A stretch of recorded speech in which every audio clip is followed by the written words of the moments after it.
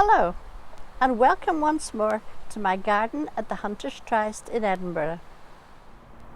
I'm delighted to tell you that I'm now able to open my garden again, but just to small groups, by appointment only, and following all of the government guidelines to maintain safety during COVID-19.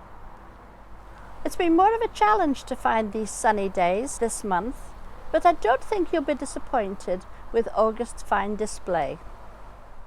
So, for those of you who are not able to visit the garden in person, sit back and enjoy the garden delights that August brings.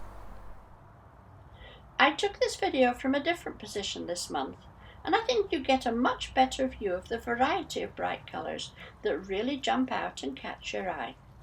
More reds and oranges, but really set off by the white phlox that are still going strong, and all against a background of many soothing shades of green. I've had these pretty pink Japanese anemones for quite a few years, but only recently replanted them all in clumps rather than dotted around the garden, and they look so much better grouped together. Earlier in the year, I decided to see how long the winter pansies would last if I didn't replace them with summer bedding plants. I gave in July and replaced the pansies with pelargoniums, white bacopa, pink dianthus, and blue lobelia. I also decided to replace the rather messy-looking grasses with lavender from the front garden. It's settling in well, and the bees just love it. This beautiful columnar evergreen tree, Eucryphea naimansensis, is a great choice for a suburban garden. And aren't these big rose-like white flowers just wonderful? At this time of year, so many gardens have crocosmia plants in full flower. I love the bright red ones that flower first, called Lucifer, and I have some late flowerers called Emberglow that continue the red theme.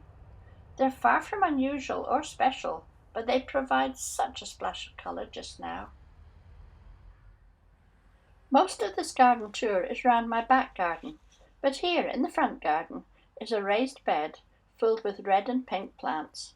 Aren't they gorgeous? These agapanthus, or African lilies, are definitely one of the stars of my August garden.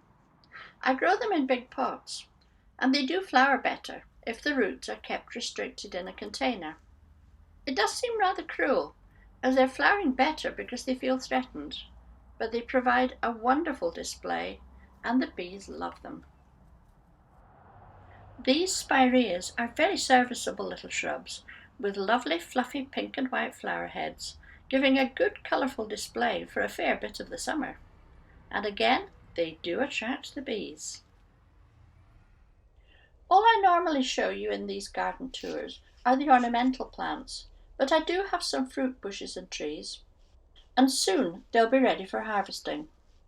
These wonderful red apples, variety Discovery, have a great flavour, and the thornless brambles, variety Oregon, just keep on giving year after year.